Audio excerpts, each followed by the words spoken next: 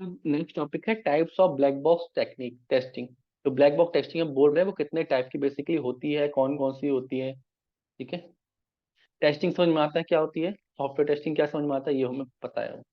Testing basically दो type की होती है, फंक्शनल और non functional. Clear. Functional testing मतलब कि हम फंक्शनैलिटी को टेस्ट कर रहे हैं। कोई भी एप्लीकेशन है, अमेजोन पे मैं गया, मुझे टेस्टिंग करनी है, तो मैं जाके वहां पे लॉगिन करके देख रहा हूँ, लॉगिन हो रहा है। ऐड टू कार्ट करके देख रहा हूँ, कुछ सामान ऐड करके देख रहा हूँ, हो रहा है। पेमेंट करके देख रहा हूँ, हो रहा है, सब सीधे सही चल रही है, मतलब उसकी फंक्शनैलिटी ठीक है। नॉन फंक्शनल टेस्ट केस मतलब मैं चाह रहा हूँ कि अभी तो एक यूजर चेक कर रहा है, 1 लाख यूजर एक ही लोकेशन से हिट करेगा वेबसाइट को, क्या तब भी चलेगी? उसकी परफॉर्मेंस को टेस्ट करना, that is called non functional testing. उसकी स्टेबिलिटी को चेक करना कि वेबसाइट कभी क्रैश हो गई तो हम उसको कितनी जल्दी सही कर पा रहे हैं। क्लियर। जैसे गाड़ी होती है ना, कोई कार लिए तो उसकी सेफ्टी टेस्टिंग होती है, एक्सीडेंट करा के देखा जाता है जब नई गाड़ी ली आ जाती है, तो मैन्युफैक्चरिंग होती है ना, सेफ्टी टेस्ट से पास किया जाता है। तो वो क्या है, परफॉर्मेंस टेस्ट करना, नॉन फंक्शनल। वो चल रही है, बिल्कुल सही चल रही है, उसकी फंक्शनैलिटी सही है, ब्रेक भी लग रहे हैं, हॉर्न भी बज रहा है, स्टार्ट भी हो रही है, एंड भी हो रही है, ब्रेक भी लग रहा है, और उसकी नॉन फंक्शनल टेस्टिंग करके देखना कि कभी एक्सीडेंट हुआ तो कितनी जल्दी गाड़ी के एयरबैग्स खुलेंगे करके, ये कितनी क्रैश होगी, कितनी उसमें। क्लियर। सेम वे में टेस्टिंग में होता है। फंक्शनल टेस्टिंग क्या है? Type of a testing which is used to verify the functionality of a software application whether the function is working according to the requirement specification। ये चीज clear है कि स्पेसिफिकेशन के अकॉर्डिंग चीजें काम कर रही हैं या नहीं कर रही। इन functional testing each function tested by giving the value determine the output and verifying the actual output with the expected value. Actual क्या, एक्सपेक्टेड क्या है, उसको चेक करना। Goal of functional testing, primary functional testing क्या है कि software को stable बनाना, application को चेक करना कि हम नेविगेट कर पा रहे हैं थ्रू पूरी एप्लीकेशन।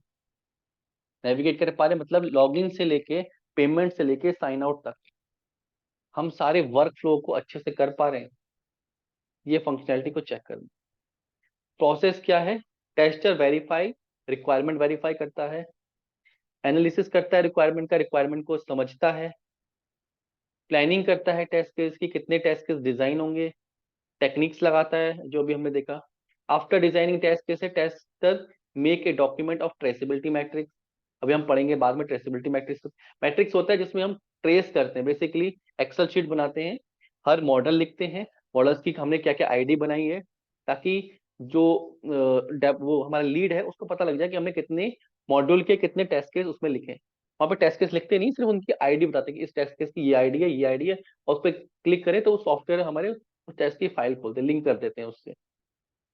उससे क्या होता है, ट्रैक होता है, ट्रेस करना बेसिकली। अभी तो आप काम कर रहे हो, ऐसे ही 20 लोग उस कर रहे हैं, बड़े बड़े मॉडल्स हैं, तो उसको ट्रैक कैसे किया जाए, कितना काम हो चुका है, कितना नहीं हुआ, कैसे ट्रैक करें, तो उसकी शीट बनाते हैं।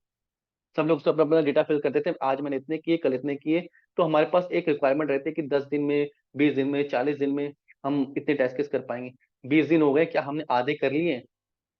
कोई दिक्कत तो नहीं आ रही? ऐसा तो नहीं पता लास्ट पता लगा या कोई बीमार हो गया था या किसी ने टेस्ट केस नहीं बनाए, कुछ गड़बड़ हो गई थी, तो लास्ट में पता ना लगे, शुरू से ही उसको ट्रैक करते रहे डे बाय डे हम। तो उसमें ट्रेसेबिलिटी मैट्रिक्स बनाई जाती है। ठीक है। इससे फिर एग्जीक्यूट टेस्ट केस डिजाइन, तो टेस्ट केस किए हैं उसको एग्जीक्यूट करते हैं, एनालाइज करते हैं टेस्टिंग कवरेज एरिया कितना टेस्टिंग हुआ है, फिर डिफेक्ट मैनेजमेंट, डिफेक्ट को लॉक करना, रीटेस्ट करना, वो सारा प्रोसेस आता है इसमें। बेसिकली क्या है ये, STL, software testing process, functional testing, ये लिखा हुआ है, को पढ़ो एक बार, समझ में आ रहा है ये?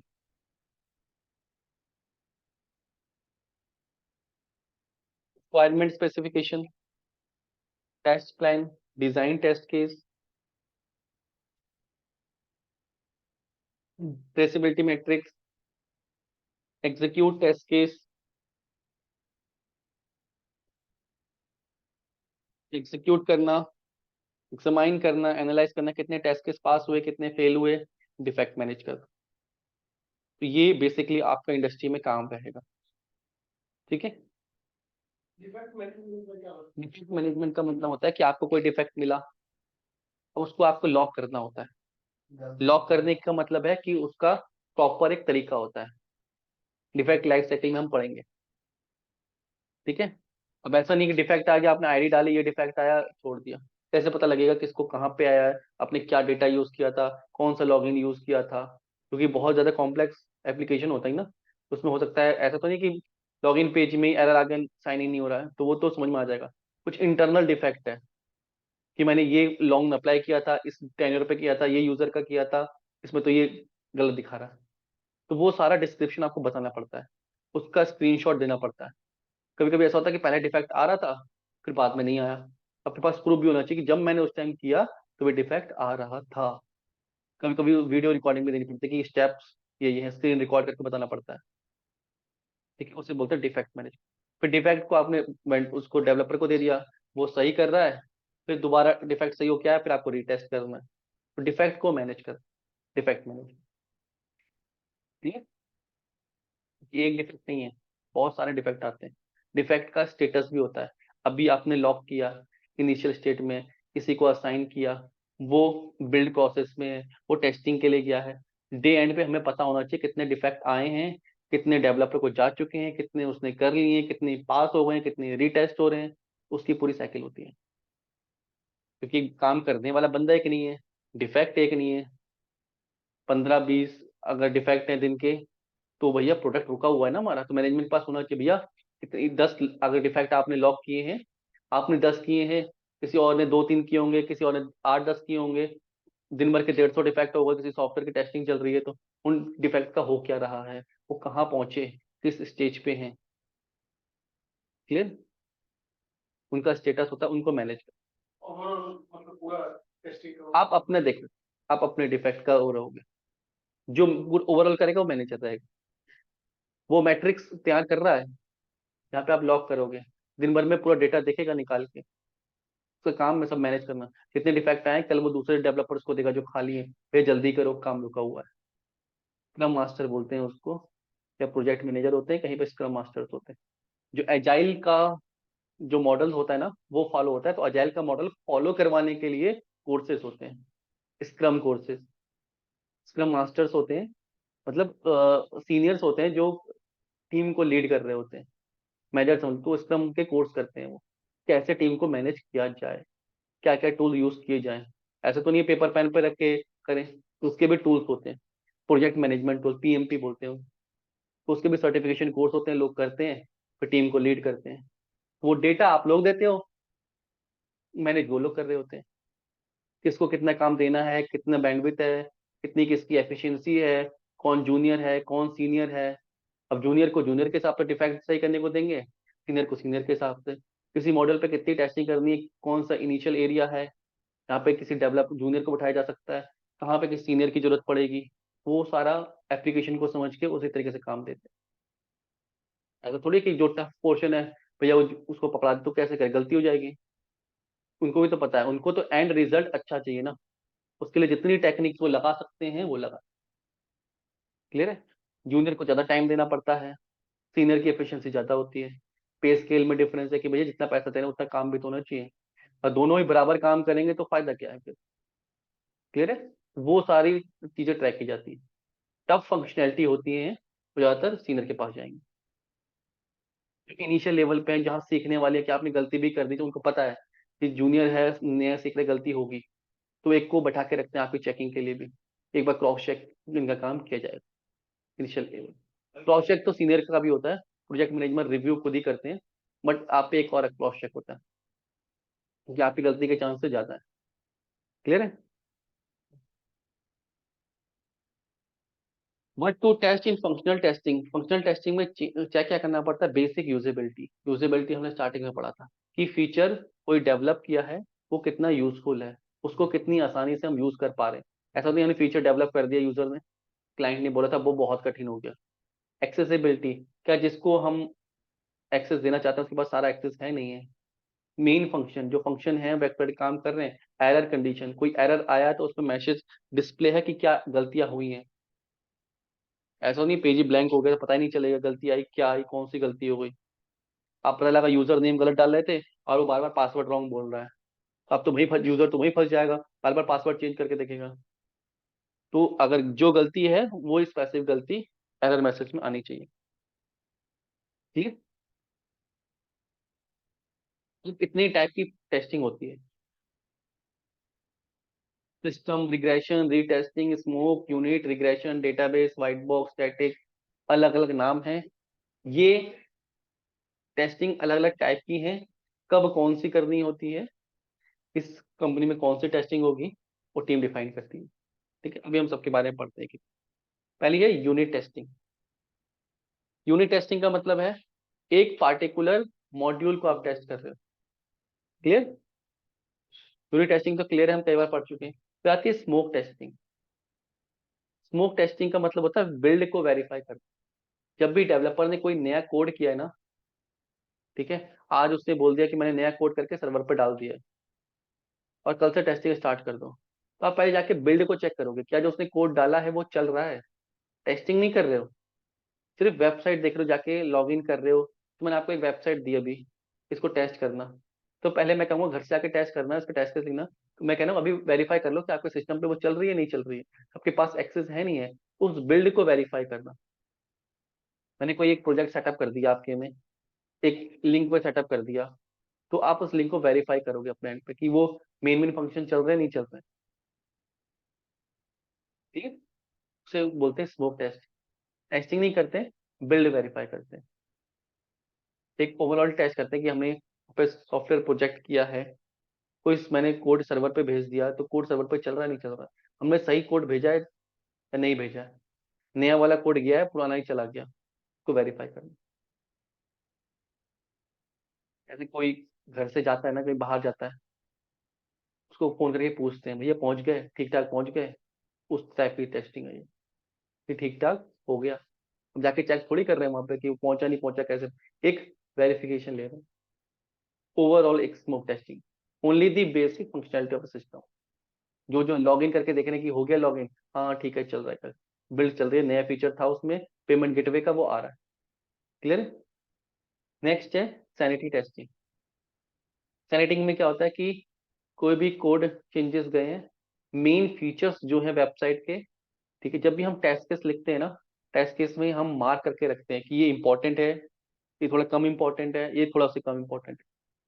सैनिटी टेस्टिंग कब करते हैं? टाइम के हिसाब से, कि मेन फंक्शनैलिटी को चेक कर रहे हैं। हमने एक मॉड्यूल नया ऐड किया, 4 मॉड्यूल और थे, 4 मॉड्यूल में सैनिटी कर रही है कि उसकी मेन मेन फंक्शनैलिटी चल रही है नहीं चल रही है। हमें पता है इस टेस्ट का उससे मतलब नहीं है, लेकिन फिर भी एक वेरीफाई करने के लिए, तो उसको बोलते हैं सैनिटी। जब हम मेन मेन टेस्ट केस चलाएंगे अपने, मेन मेन क्या होंगे, वो P1 P2 P3 करके कैटेगरी बनी होती है, वो पढ़ेंगे हम कौन कौन सी कैटेगरी, प्रायोरिटी बनी है उसमें। प्रायोरिटी और सीवियरिटी होता है कि कितना सीवियर कोई टेस्ट केस है, कितनी उसकी टेस्ट केस की प्रायोरिटी है। प्रायोरिटी होती है फंक्शनल पे डिपेंड करती है कितना इंपॉर्टेंट है वो। तो हम प्रायोरिटी के हिसाब से हम टेस्ट केस करते हैं कि मेन टेस्ट केस हमें चलाने हैं। एग्जाम से पहले एक दिन पहले हम क्या करते हैं, पढ़ते हैं। और क्या पढ़ते हैं? भाई मेन मेन बता दे, अब पूरी बुक तो नहीं पढ़ सकते, मेन मेन बता दे, तो इंपॉर्टेंट इंपॉर्टेंट बता दे, तो वो इंपॉर्टेंट इंपॉर्टेंट है। ओवरऑल एक एक बार देख लेता हूँ। मॉड्यूल मॉड्यूल बन चुके हैं पहले, तो हम लोग टेस्ट कर चुके हैं, अब एक और आया 5 मॉड्यूल, लेकिन पहले वाला कोई थोड़ा थोड़ा थोड़ा चेक कर, कुछ ऐसा ना कि एक ओवरऑल आइडिया रहे हम। ये ये ये क्लियर है? कुछ चेंजेस किए हमने, कुछ भी चेंजेस है, छोटे चेंजेस हैं सपोज की हो, ठीक है, उसका बहुत ज्यादा इम्पैक्ट नहीं है, लेकिन फिर भी हमें वेरीफाई करना है, तो मेन मेन टेस्ट के चला के देख लेंगे, वहीं पता लग जाएगा कुछ कुछ गड़बड़ तो नहीं हुआ। क्लियर? नेक्स्ट है रिग्रेशन।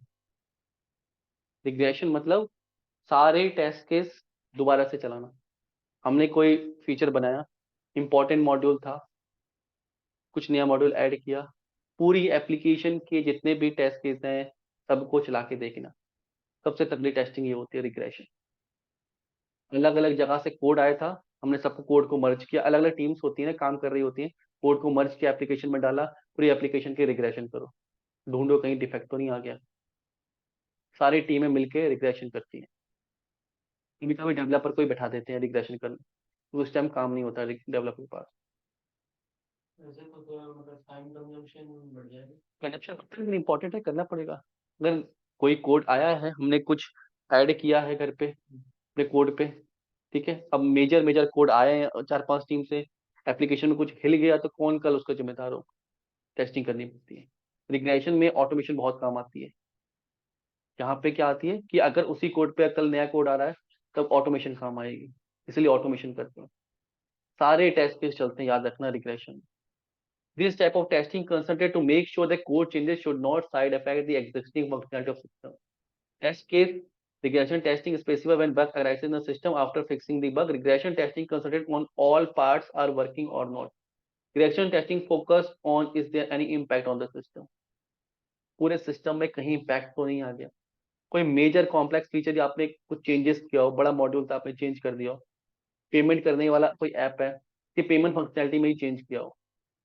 तो फंक्शनैलिटी तो उसमें और भी है, लॉगिन करने की भी है, आपकी आईडी देखने की भी है, बैंक अकाउंट से लिंक करने की भी है, किसको उसको किया उसकी स्टेटमेंट चेक करने की है। लेकिन अगर आपने उसकी पेमेंट गेटवे का कोई बैंक को चेंज कर दिया, कुछ ट्रांजेक्शन की अपनी एल्गोरिथम बदल दी, मेन काम जो था वो चेक कर दिया, उससे रिग्रेशन होगी। क्लियर? जैसे आप कभी मेडिकल लाइन में जाएंगे, कभी बड़ा ऑपरेशन होता है ना, उससे पहले भी वो क्या करते हैं, सारे टेस्ट चला के सारे टेस्ट करवाते हैं, सारे बॉडी टेस्ट होते हैं। कोई लीवर ट्रांसप्लांट का कोई है कि अगर किसी कराना है, तो वो 5-10 हज़ार 20 हज़ार के तो टेस्ट ही कर देते हैं कि सारी चीज नॉर्मल है, और फिर उसके बाद करते हैं कि भैया सब कुछ नॉर्मल पे आ गई है। तो वो उस तरीके से है कि मेजर एरिया में काम हुआ है। हार्ट का ऑपरेशन है तो बहुत ज्यादा चीजें चेंज होती हैं, ठीक है, हार्ट बीट, ग्लूकोज, शुगर, ये वो, बीपी, सारी चीजों को वो कंट्रोल करके रखते हैं। हार्ट का कहीं ना कहीं कनेक्शन रहता है, क्योंकि वो मेन फंक्शनैलिटी आप छेड़ रहे हो। क्लियर? घर में कोई अगर आप सोचो कि जो इलेक्ट्रिसिटी होती है, कभी आप उसके बोर्ड को चेंज करवाओ, ठीक है, पूरे घर में तो 4-5 कमरे, तो हर घर में आप हर रूम में जाके टेस्ट करते हैं सब बल्ब चल रहे हैं नहीं चल रहे, ऑन ऑफ करके। उस टाइप से है ये कि रिग्रेशन में आप सब कुछ दोबारा से, क्योंकि आप मेन फंक्शनैलिटी को छेड़ रहे हो, जो मेन एरिया था, कोर एरिया था, उस पर आपने चेंज किया है। क्लियर है? नेक्स्ट है इंटीग्रेशन टेस्टिंग। ये समझ में आता है कि सिंगल यूनिट मॉड्यूल्स को आपस में इंटीग्रेट करके हमें चेक किया है। व्हाइट बॉक्स तो बहुत क्लियर हो गया होगा, बहुत बार बता दिया, ब्लैक बॉक्स क्लियर होगा, ठीक है। नेक्स्ट है UAT, user acceptance testing. Unit testing, integration testing, system testing और user testing. User acceptance testing क्या होती है? अल्फा और बीटा टेस्टिंग। इसमें यूजर टेस्ट करता है, हमने एप्लीकेशन टेस्ट कर ली, हम क्लाइंट को डेमो दिखा रहे हैं कि आपकी एप्लीकेशन ऐसी बनी है, अल्फा टेस्टिंग। क्लाइंट उस एप्लीकेशन को अपने एंड पे ले जा रहा है, अपने लोगों को दिखा रहा है, भैया यूज करके देखो, बन के आई है, कुछ चीज कैसी है। तो ये नहीं नहीं है, उसके बाद ही पेमेंट रिलीज होती है, ठीक है, वो होती है बीटा टेस्टिंग, तो उसे बोलते हैं यूएटी। उसके बाद ही कोड लाइव सर्वर पे जाता है। क्लियर? रीटेस्टिंग। रीटेस्टिंग का मतलब होता है कि आपने कोई टेस्ट केस चलाया और वो फेल हो गया, फेल हो गया, आपने डिफेक्ट लॉक कर दिया, डिफेक्ट सही होके आया, कोड में मर्ज हो गया, आप उस फीचर की दोबारा से टेस्ट कर रहे हो, तो बोलते हैं रीटेस्टिंग। सेम टेस्ट केस को दोबारा चलाना। Clear? Database testing. Database testing का मतलब होता है कि हर वेबसाइट, हर एप्लीकेशन का डेटा होता है, ठीक है, जो सर्वर साइड में डीबीएमएस जो सिस्टम होता है, चाहे क्लाउड पे है चाहे कैसे भी कहीं पे भी है, उसमें डेटा जा रहा है नहीं जा रहा है, सही से जा रहा है, जितना डेटा हम भेज रहे हैं उतना ही जा रहा है, कहीं गलत टेबल में तो नहीं जा रहा है, या वैल्यूज गलत तो नहीं हो गई, नेटवर्क के थ्रू प्रोसेस होकर डेटा जा रहा है नहीं जा रहा है, उसकी टेस्टिंग होती है। क्लियर? फिर होती है एडहॉक टेस्टिंग। एडहॉक टेस्टिंग का मतलब होता है कि इनफॉर्मल वे है, इसके लिए आप टेस्ट केस नहीं लिखते हो, उल्टा सीधा वेबसाइट में कुछ भी करके देख रहे हो। समझ रहे हो? कभी कभी हम कुछ सामान लेते हैं ना, चेक करके देखते हैं, वो कहता है गिरा के देखो नहीं टूटेगा, तो गिरा के भी देखते हैं, तो वो कोई फॉर्मल टेस्टिंग नहीं है, उसमें हम सिर्फ उस एप्लीकेशन को ब्रेक करने की कोशिश करते हैं, कहीं से टूट जाए। एडॉक टेस्टिंग मतलब कि हम रैंडमली टेस्ट केस करके देख रहे हैं, कुछ भी करके, अगर यूजर ने कुछ अलग ऑप्शन भी डाल दिए तो क्या वो ब्रेक हो रहा है नहीं हो रहा है। इसमें कोई फॉर्मल तरीका नहीं है कोई रूल्स नहीं है, कोई रेगुलेशन नहीं है, कोई टेस्ट केस नहीं लिखना होता। तो टेस्टिंग करते करते ना आप उल्टा सीधा इधर उधर करके रखते हो, सब चल रहा है, फिर उल्टे से नंबर डाल के देखो, बटन दबा के देखो, 20 नंबर दबा के देखो, क्या ऐसे करने पे एरर आ रहा है, तो बोलते हैं एडहॉक।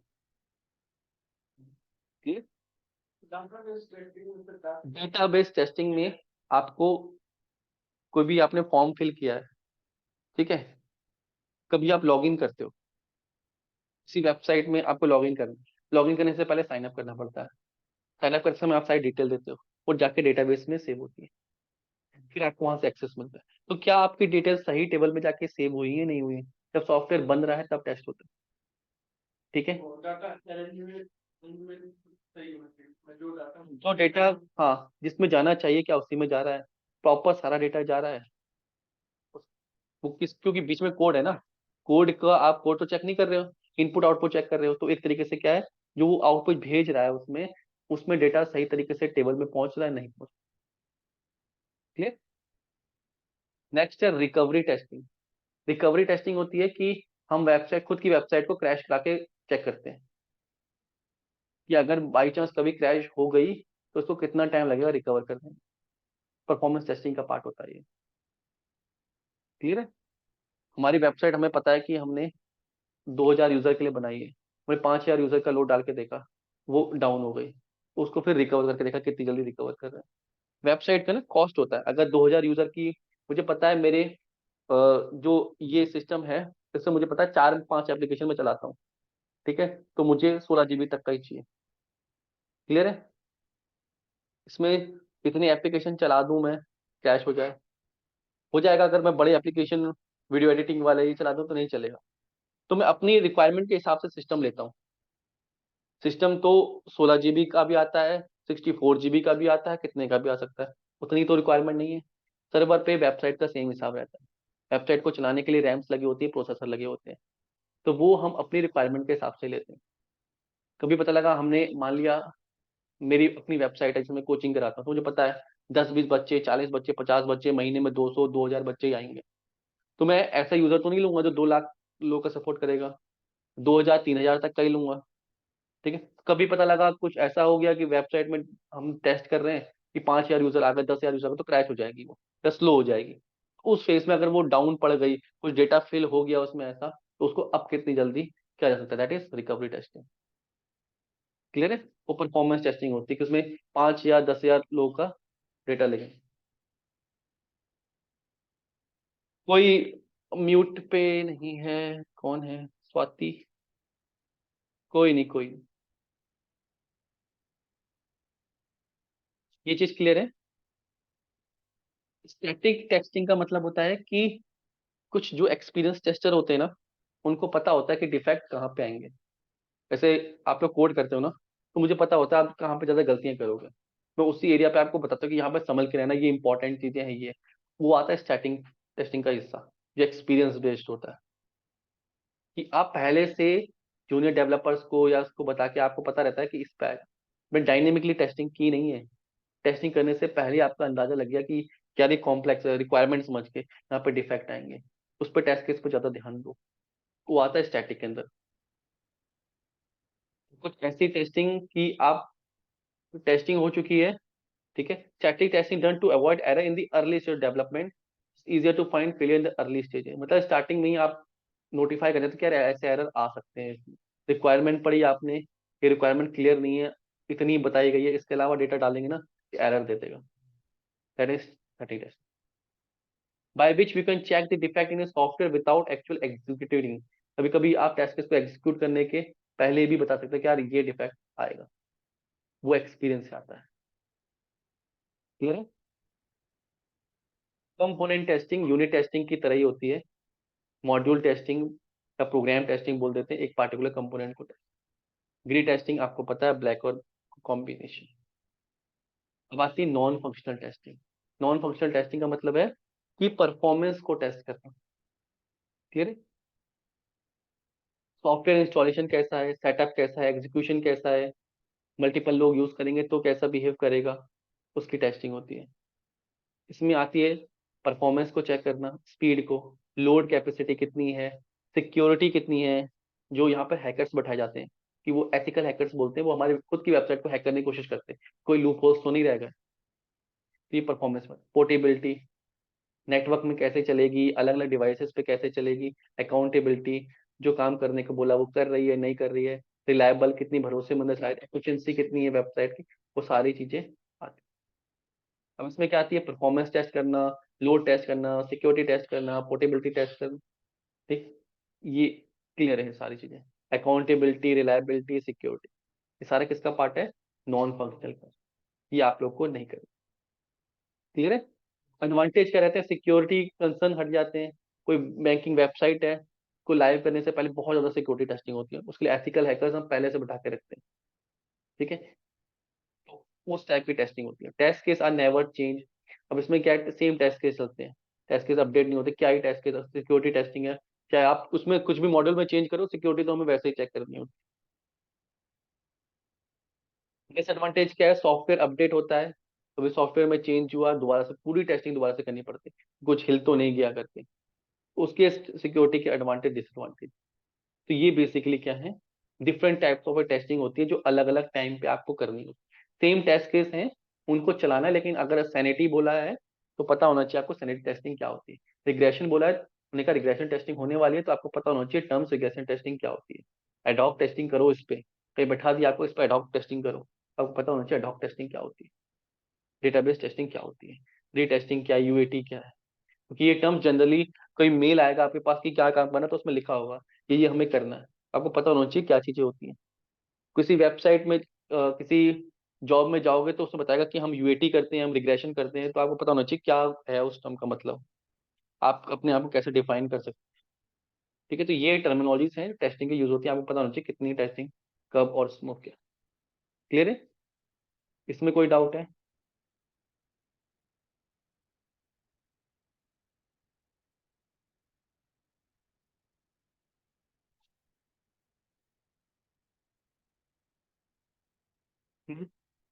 नेक्स्ट भी बिल्कुल इससे रिलेटेड ही है, सिर्फ डेप्थ में बता रखा है, डेफिनेशन लिख रखी है, टाइप्स ऑफ ए टेस्टिंग, इसको भी कंप्लीट कर लेते हैं। Types of functional and non functional testing, functional non functional types already define करे। टाइप्स में क्या था, यूनिट टेस्टिंग, फिर थ्योरी ज्यादा लिखी है। यूनिट टेस्टिंग इस तरीके से, पहले यूनिट होती है, फिर इंटीग्रेशन, सिस्टम, एक्सेप्टेंस। एक्सेप्टेंस कौन सी होती है, यूजर एक्सेप्टेंस, इसी को डिफाइन किया हुआ। यूनिट टेस्टिंग मतलब डिफरेंट मॉड्यूल्स, यूनिट हो गई, इंटीग्रेट कर दिया आपने, इंटीग्रेशन टेस्टिंग हो गई। ठीक है, सिस्टम टेस्टिंग हो गई कि हम अपने सॉफ्टवेयर को अलग अलग डिवाइसेस पे चला के देख रहे हैं। ठीक है, उसी को डेप्थ में। परफॉर्मेंस टेस्टिंग मतलब उसका रिस्पॉन्स टाइम चेक करना, लोड चेक करना, स्टेबल चेक करना कि वेबसाइट कितनी स्टेबल है। परफॉर्मेंस टेस्टिंग क्यों करते हैं, ठीक है, परफॉर्मेंस टेस्टिंग में क्या क्या आता है, लोड आता है, स्ट्रेस आता है, स्केलेबिलिटी, स्टेबिलिटी, ये चीजें आती है, लोड टेस्टिंग का पार्ट है। कंपेटेबिलिटी टेस्टिंग भी आती है, जिसमें हम डिवाइस देखते हैं कि हमारा डिवाइस कितने हार्डवेयर पे प्रोसेस कर रहा है, ये परफॉर्मेंस टेस्टिंग का पार्ट होता है। सॉफ्टवेयर कंपेटेबिलिटी, कितने कितने ब्राउजर पे चलती है, ये मैनुअल का पार्ट, कि वेबसाइट कितनी कंपैटिबल है मल्टीपल ब्राउजर पे और मल्टीपल सिस्टम्स पे। कोई भी सॉफ्टवेयर बनवाता है तो अपनी रिक्वायरमेंट देता है कि विंडो 8 से ऊपर सपोर्ट करना चाहिए, 5-6 ब्राउजर पे चलनी चाहिए। ब्राउजर के नाम रखिए, मेरा क्लाइंट जो है, मेरे कस्टमर जो है इस ब्राउजर का यूज करते हैं, इस पे चलना चाहिए। क्लियर है, तो हम अलग अलग ब्राउजर पे टेस्टिंग करके देखते हैं। क्लियर है, थ्योरेटिकल कॉन्सेप्ट है, ये ऑलरेडी परफॉर्मेंस टेस्टिंग में सिखा दिए, इस मॉड्यूल में इतना ज्यादा कुछ नहीं है। उसी का पार्ट डेप्थ में दिया हुआ है थ्योरेटिकल पढ़ने के लिए। फंक्शनल नॉन फंक्शनल क्लियर है ना, बिल्कुल, इसमें तो कोई डाउट नहीं है ना। ठीक, टेस्ट केस लिख के लाइएगा लास्ट टाइम, फिर हम टेस्ट केस को कैसे लिखते हैं वो सीखेंगे। टेस्ट टेस्ट केस को, टेस्ट केस की टेम्पलेट दिखाई देंगे कि एक्चुअल में ये सिर्फ 4 टेस्ट केस लिखे हैं, इनके स्टेप क्या होते हैं, टेस्ट केस प्रायोरिटी क्या है, डिस्क्रिप्शन क्या है, टेस्ट केस क्या है, प्री कंडीशन क्या है, डिफाइंड, ये सारा चीजें पढ़ेंगे। किसी भी सॉफ्टवेयर को अगर हम यूज करेंगे, तो अभी तुमने एक्सेल यूज किया है, कई इंडस्ट्री में एक्सेल यूज होती है, कई इंडस्ट्री में बगजिला सॉफ्टवेयर है, कोई और सॉफ्टवेयर हैं, जीरा है यूज होता है, कहीं एजाइल सेंट्रल रैली यूज होता है, अलग अलग सॉफ्टवेयर यूज होते हैं। उस सॉफ्टवेयर के में जो कंपोनेंट होते हैं ना, वो यही होते हैं बेसिकली। अब हर सॉफ्टवेयर तो हम ले नहीं सकते क्योंकि पेड होते हैं, उसके कंपोनेंट्स दिखाते हैं कि उस सॉफ्टवेयर में क्या क्या चीजें होंगी जो आपको फिल कर। क्लियर? तो पहले टेस्ट केस सिनेरियो लिखना स्टार्ट करो आप लोग, और फिर इस पे लिखना सिखाएंगे कि ये क्या चीजें होती हैं, कैसे लिखते हैं। हाँ, ये गूगल शीट है। क्लियर? ये किसी बच्चे ने भेजी थी मुझे फेसबुक। ठीक है, किसी बच्चे ने भेजी थी।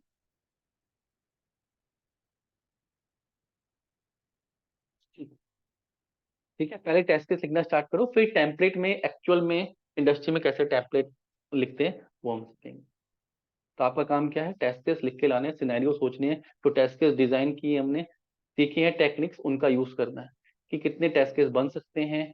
ठीक है, रिक्वायरमेंट आपके पास है ही, तो टेस्ट केस लिख के लाना। क्लियर?